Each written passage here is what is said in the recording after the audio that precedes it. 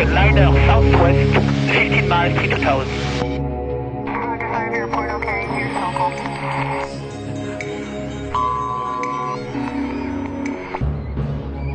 Clear to climb block 3 for Roma 36000 approved.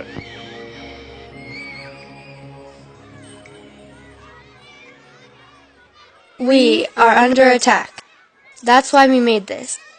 Our government has been spraying us like bugs, using aluminum, barium, strontium, and other aerosols in order to control the climate. There are many reasons why this would be so, including weather control and for military supremacy.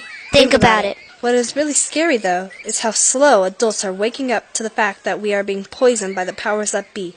Look at these jets. If contrails start and stop like this, then the engine would be failing and the jet would fall. Jet trails should be consistent and dissipate very quickly, not stopping and starting. They should not huff and puff, resembling a paint sprayer. The trail should be dull and consistent.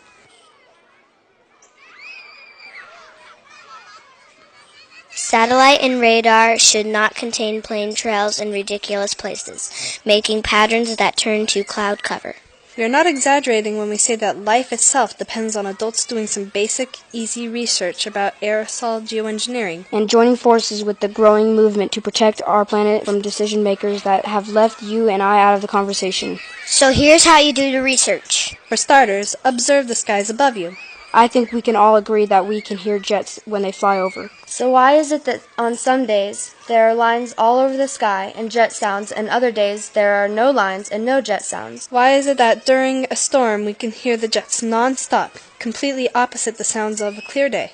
Commercial jet traffic should be nearly the same day to day. These are the things that are easy to keep track of, making you a researcher. The other thing is to pick out a jet leaving a trail in the sky and observe the trail over the next 4 or 5 hours. And observe the expansion and how the trail interacts with other trails. 25 years ago, a person would have to argue that there would be no trails after 4 or 5 hours, but watch and observe. A second area to research is on line satellite and radar to the west of you, even out over the ocean. Observe how jet trails in those images spread out like haze by the time those trails are overhead. Notice how the sky turns from blue to dull, gray, or even silver. What happened to our blue skies?